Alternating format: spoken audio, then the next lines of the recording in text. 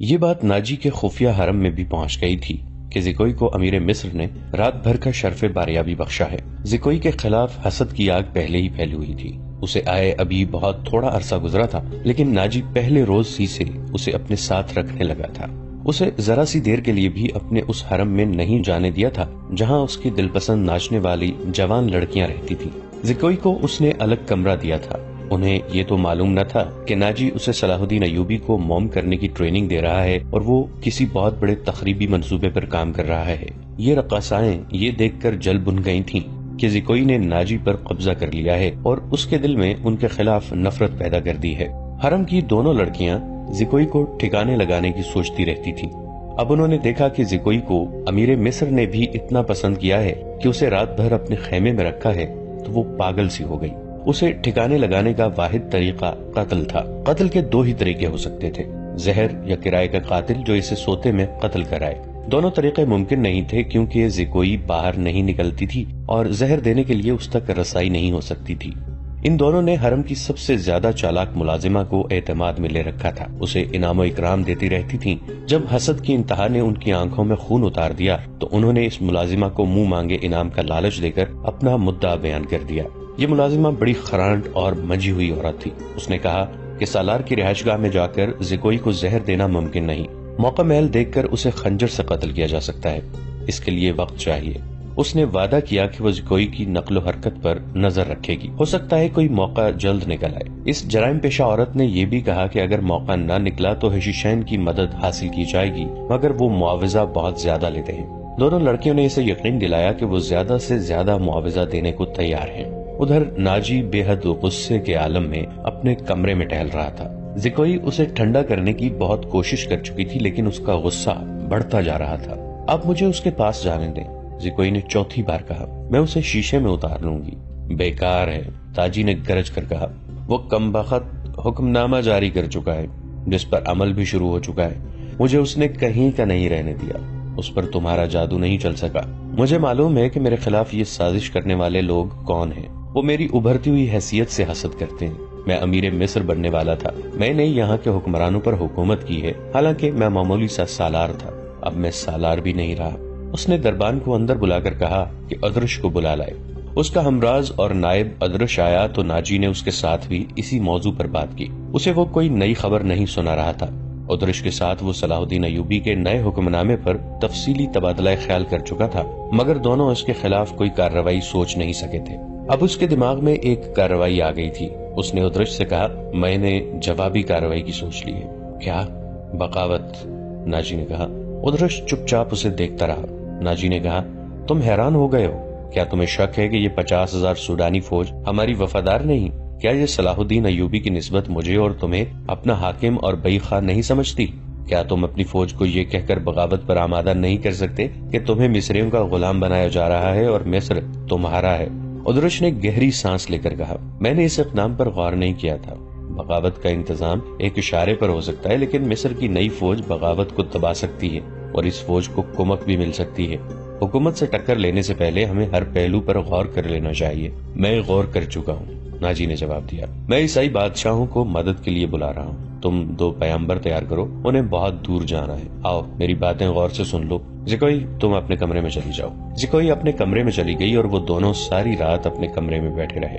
صلاح الدین ایوبی نے دونوں فوجوں کو مدغم کرنے کا وقت 7 روز مقرر کیا تھا۔ کاغذی کارروائی ہوتی رہی۔ ناجی پوری طرح تعاون کرتا رہا۔ 4 روز گزر چکے تھے۔ اس دوران ناجی ایک بار پھر صلاح الدین ایوبی سے ملا، لیکن اس نے کوئی شکایت نہ کی۔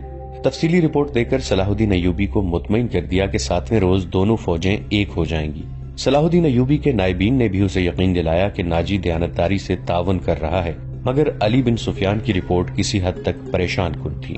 اس کی انٹیلیجنس سروس نے رپورٹ دی تھی کہ سوڈانی فوج کے سپاہیوں میں بے اطمینانی اور ابتری سی پائی جاتی ہے۔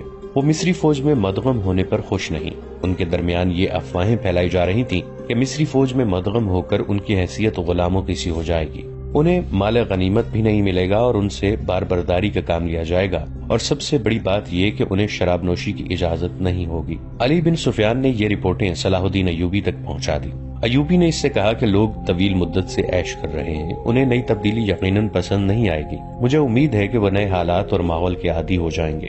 اس لڑکی سے ملاقات ہوئی یا نہیں؟ صلاح الدین ایوبی نے پوچھا۔ نہیں، علی نے جواب دیا، اس سے ملاقات ممکن نظر نہیں آتی، میرے آدمی ناکام ہو چکے ہیں، ناجی نے اسے قید کر رکھا ہے۔ اس سے اگلی رات کا واقعہ ہے۔ رات ابھی تاریک ہوئی تھی، زکوئی اپنے کمرے میں تھی، ناجی ادرش کے ساتھ اپنے کمرے میں تھا۔ اسے گھوڑوں کے قدموں کی آوازیں سنائی دی۔ اس نے پردہ ہٹا کر دیکھا، باہر چراغوں کی روشنی میں اسے دو گھوڑا سوار گھوڑوں سے اترتے دکھائی دیے۔ لباس سے وہ تاجر معلوم ہوتے تھے، لیکن وہ گھوڑوں سے اتر کر ناجی کے کمرے کی طرف چلے تو ان کی چال بتاتی تھی کہ یہ تاجر نہیں۔ اتنے میں ادرش باہر نکلا، دونوں سوار اسے دیکھ کر رک گئے۔ ادرش کو سپاہیوں کے انداز سے سلام کیا۔ ادرش نے ان کے گرد گھوم کر ان کے لباس کا جائزہ لیا، پھر ان سے کہا کہ ہتھیار دکھاؤ۔ دونوں نے پھرتی سے چغے کھولے اور ہتھیار دکھائے۔ ان کے پاس چھوٹی تلواریں اور ایک خنجر تھا۔ ادرش انہیں اندر لے گیا، دربان ایک طرف کھڑا تھا۔ زکوئی گہری سوچ میں کھو گئی۔ وہ کمرے سے نکلی اور ناجی کے کمرے کا رخ کیا، مگر دربان نے اسے دروازے پر روک لیا اور کہا کہ اسے حکم ملا ہے کہ کسی کو اندر نہ جانے دو۔ زکوئی کو وہاں ایسی حیثیت حاصل ہو گئی تھی کہ وہ کمانڈروں پر بھی حکم چلانے لگی تھی۔ دربان کے روکنے سے وہ سمجھ گئی کہ کوئی خاص بات ہے۔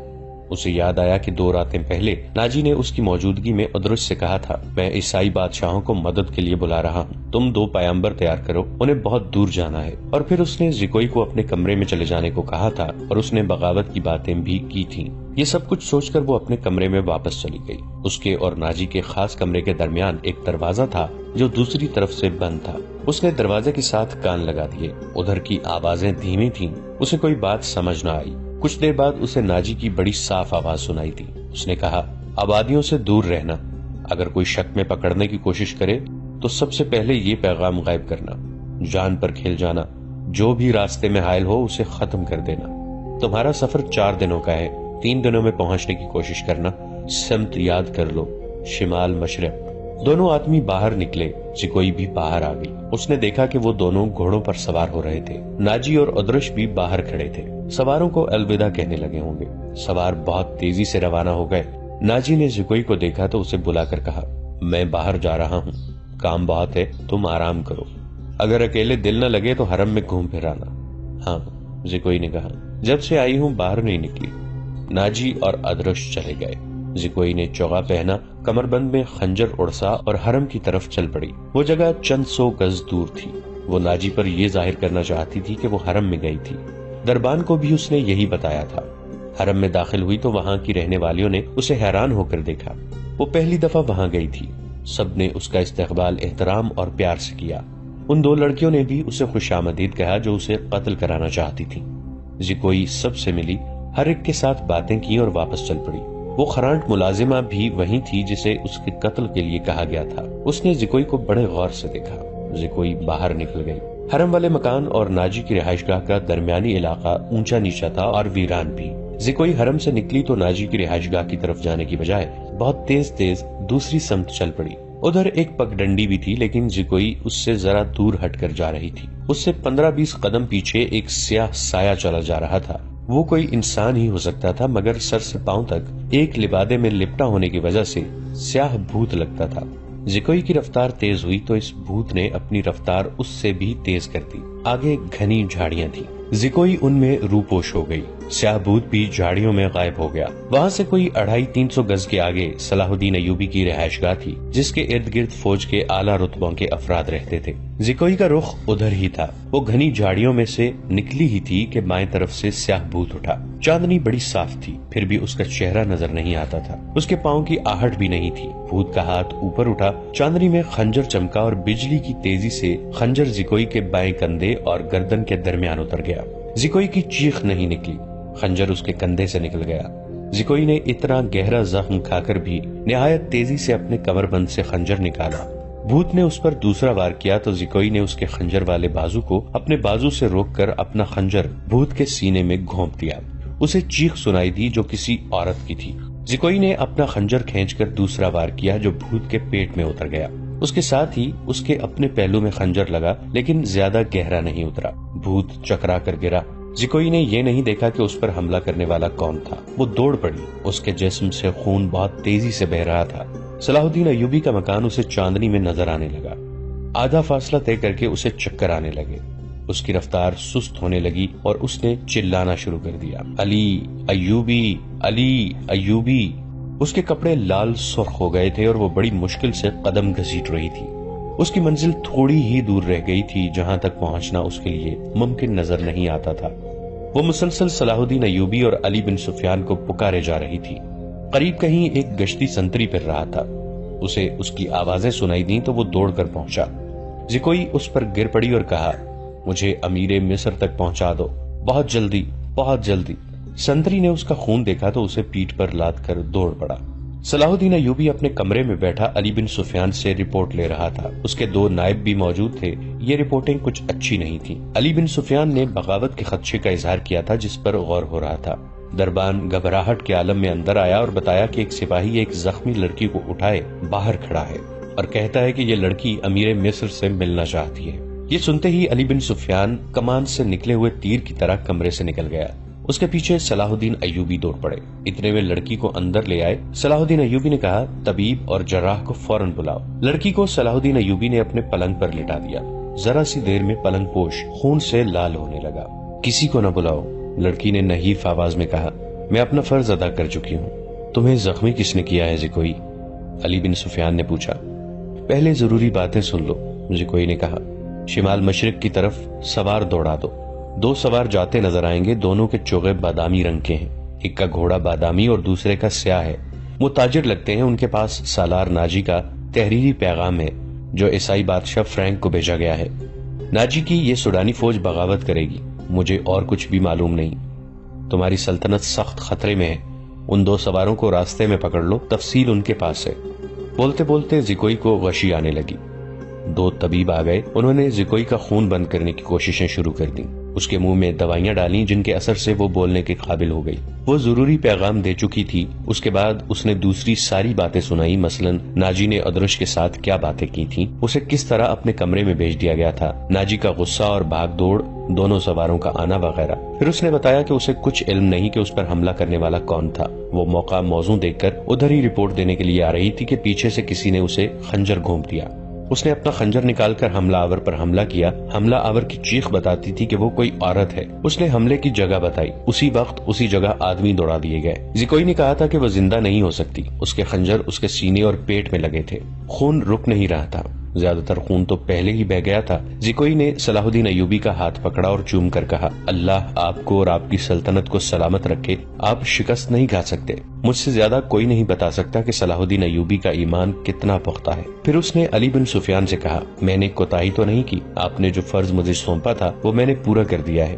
تم نے اس سے زیادہ پورا کیا ہے، علی بن سفیان نے اسے کہا۔ میرے تو وہم و گمان میں بھی نہ تھا کہ ناجی اس حد تک خطرناک کارروائی کرے گا اور تمہیں جان کی قربانی دینی پڑے گی۔ میں نے تمہیں صرف مخبری کے لیے وہاں بھیجا تھا۔ کاش میں مسلمان ہوتی، زکوئی نے کہا۔ اس کے آنسو نکل آئے۔ اس نے کہا، میرے اس کام کا جو بھی معاوضہ دینا ہے وہ میرے اندھے باپ اور سدا بیمار ماں کو دے دینا۔ ان کی معذوریوں نے مجھے 12 سال کی عمر میں رقاصہ بنا دیا تھا۔ زکوئی کا سر ایک طرف ڈھلک گیا، آنکھیں اد کھلی رہیں اور ہونٹ اسی طرح نیم وا جیسے مسکرا رہی ہو۔ طبیب نے نبض پر ہاتھ رکھا اور صلاح الدین ایوبی کی طرف دیکھ کر سر ہلایا۔ زکوئی کی روح اس کے زخمی جسم سے آزاد ہو گئی تھی۔ صلاح الدین ایوبی نے کہا، یہ کسی بھی مذہب کی تھی، اسے پورے اعزاز کے ساتھ دفن کیا جائے۔ اس نے اسلام کے لیے جان قربان کی ہے، یہ ہمیں دھوکہ بھی دے سکتی تھی۔ دربان نے بتایا کہ باہر ایک عورت کی لاش آئی ہے۔ جا کر دیکھا، وہ ایک ادھیڑ عمر کی عورت تھی۔ جائے وقوع سے 2 خنجر ملے تھے۔ اس عورت کو کوئی نہیں پہچانتا تھا۔ یہ ناجی کے حرم کی ملازمہ تھی جس نے انعام کے لالچ میں آ کر زکوئی پر قاتلانہ حملہ کیا تھا۔ رات کو ہی زکوئی کو فوجی اعزاز کے ساتھ دفن کر دیا گیا اور ملازمہ کی لاش گڑھا کھود کر دفنا دی گئی۔ دونوں کو خفیہ طریقے سے دفنایا گیا۔ انہیں جب دفنایا جا رہا تھا، صلاح الدین ایوبی نے نہایت اعلیٰ نسل کے 8 جوان گھوڑے منگوائے اور 8 سوار منتخب کر کے انہیں علی بن سفیان کی کمان میں ناجی کے ان آدمیوں کے پیچھے دوڑا دیا جو ناجی کا پیغام لے کے جا رہے تھے۔ زکوئی کون تھی؟ وہ مراکش کی ایک رقاصہ تھی۔ کسی کو بھی معلوم نہیں کہ اس کا مذہب کیا تھا۔ وہ مسلمان نہیں تھی، عیسائی بھی نہیں تھی۔ جیسا کہ کہا جا چکا ہے کہ علی بن سفیان صلاح الدین ایوبی کی انٹیلیجنس یعنی جاسوسی اور سراغ رسانی کا سربراہ تھا، اسے دوسروں کے راز معلوم کرنے کے لیے کئی ڈھنگ اختیار کرنا پڑتے تھے۔ صلاح الدین ایوبی اسے اپنے ساتھ مصر لایا تھا۔ یہاں آ کر معلوم ہوا کہ سوڈانی فوج کا سالار ناجی سازشی اور شیطان ہے۔ اس کے اندرون خانہ حالات معلوم کرنے کے لیے علی بن سفیان نے جاسوسوں کا جال بچھا دیا تھا۔ اسے راز کی ایک بات یہ معلوم ہوئی کہ ناجی حسن بن صباح کے فدائیوں کی طرح مخالفین کو حسین لڑکیوں اور حشیش سے پھانستا، اپنا گرویدہ بناتا یا مروا دیتا تھا۔ علی بن سفیان نے تلاش بسیار کے بعد کسی کی وساطت سے زکوئی کو مراکش سے حاصل کیا اور خود ہی بردہ فروش کا بہروپ دھار کر اسے ناجی کے ہاتھ بھیج دیا۔ اس لڑکی میں ایسا جادو تھا کہ ناجی اسے صلاح الدین ایوبی کو پھانسنے کے لیے استعمال کرنا چاہتا تھا، مگر خود ہی اس لڑکی کے دام میں پھنس گیا۔ پھنسا بھی ایسا کہ اس کے سامنے وہ اپنے نائب سالار کے ساتھ راز کی باتیں کرتا رہا۔ اس نے زکوئی کو جشن کی رات صلاح الدین ایوبی کے خیمے میں بھی بھیج دیا اور اپنی اس فتح پر بے حد مسرور تھا کہ صلاح الدین ایوبی کا اس نے بت توڑ دیا ہے۔ اب وہ اسی لڑکی کے ہاتھوں اسے شراب بھی پلا سکے گا اور پھر اسے اپنا مرید بنا لے گا۔ مگر اس کے فرشتوں کو بھی معلوم نہ ہو سکا کہ زکوئی صلاح الدین ایوبی ہی کی جاسوسا تھی۔ وہ اسے خیمے میں رپورٹیں دیتی رہی اور صلاح الدین ایوبی سے ہدایات لیتی رہی تھی۔ اس کے خیمے سے نکل کر زکوئی دوسری طرف چلی گئی تھی، جہاں اسے منہ سر لپیٹے ایک آدمی ملا تھا۔ وہ آدمی علی بن سفیان تھا، جس نے اسے کچھ اور ہدایات دی تھی۔ اس کے بعد زکوئی ناجی کے گھر سے باہر نہ نکل سکی، اس لیے وہ علی بن سفیان کو کوئی رپورٹ نہ دے سکی۔ آخر اسے موقع مل گیا اور وہ ایسی خبر لے کر وہاں سے نکلی جو خدا کے سوا کسی اور کو معلوم نہ تھی۔ یہ زکوئی کی بد نصیبی تھی کہ حرم میں اس کے خلاف اس لیے سازش ہو رہی تھی کہ اس نے ناجی پر قبضہ کر لیا ہے۔ یہ سازش کامیاب ہو گئی اور زکوئی قتل ہو گئی، لیکن وہ اطلاع پہنچانے تک زندہ رہی۔ اس کے مرنے سے کچھ عرصہ بعد وہ معاوضہ جو علی بن سفیان نے اس کے ساتھ طے کیا تھا، صلاح الدین ایوبی کی طرف سے انعام اور وہ رقم جو علی بن سفیان نے ناجی سے بردہ فروش کے بحث میں زکوئی کی قیمت کے طور پر وصول کی تھی، مراکش میں زکوئی کے معذور والدین کو ادا کر دی گئی۔ موت کی اس رات کے ستارے ٹوٹ گئے اور صبح طلوع ہوئی تو علی بن سفیان 8 سواروں کے ساتھ انتہائی رفتار سے شمال مشرق کی طرف جا رہا تھا۔ آبادیاں دور پیچھے رہ گئی تھیں۔ اسے معلوم تھا کہ فرینک کے ہیڈ کوارٹر تک پہنچنے کا راستہ کون سا ہے۔ رات انہوں نے گھوڑوں کو تھوڑی دیر آرام دیا تھا۔ یہ عربی گھوڑے تھکے ہوئے بھی تازہ دم لگتے تھے۔ دور افق پر کھجور کے چند درختوں میں علی کو 2 گھوڑے جاتے نظر آئے۔ اس نے اپنی پارٹی کو رستہ بدلنے اور اوٹ میں ہونے کے لیے ٹیلوں کے ساتھ ساتھ ہو جانے کو کہا۔ وہ صحرا کا رازدان تھا، بھٹکنے کا اندیشہ نہ تھا۔ اس نے رفتار اور تیز کر دی۔ اگلے 2 سواروں اور ان کی پارٹی میں کم و بیش 4 میل کا فاصلہ تھا۔ یہ فاصلہ طے ہو گیا مگر گھوڑے تھک گئے اور جب کھجوروں کے درختوں تک پہنچے تو 2 سوار 2 میل دور کی ایک پہاڑی کے ساتھ ساتھ جا رہے تھے۔ ان کے گھوڑے بھی شاید تھک گئے تھے۔ دونوں سوار اترے اور نظروں سے اوجھل ہو گئے۔ وہ پہاڑوں کی اوٹ میں بیٹھ گئے ہیں، علی بن سفیان نے کہا اور راستہ بدل دیا۔ فاصلہ کم ہوتا گیا اور جب فاصلہ چند 100 گز رہ گیا تو دونوں سوار اوٹ سے سامنے آئے۔ انہوں نے گھوڑوں کے سرپٹ دوڑنے کا شور سن لیا تھا۔ وہ دوڑ کر غائب ہو گئے۔ علی بن سفیان نے گھوڑے کو ایڑ لگائی۔ تھکے ہوئے گھوڑے نے وفاداری کا ثبوت دیا اور رفتار تیز کر دی۔ باقی گھوڑے بھی تیز ہو گئے۔ پہاڑی کے اندر گئے تو دونوں سوار وہاں سے جا چکے تھے مگر دور نہیں گئے تھے۔ وہ شاید گھبرا بھی گئے تھے۔ آگے ریتلی چٹانیں تھیں، انہیں راستہ نہیں مل رہا تھا۔ کبھی دائیں جاتے تو کبھی بائیں۔ ناظرین، آج کی قسط میں اتنا ہی۔ ہماری نئی ویڈیوز سے باخبر رہنے کے لیے ہمارے اس چینل کو سبسکرائب کر کے نیچے موجود بیل آئیکن کو ضرور پریس کیجیے گا۔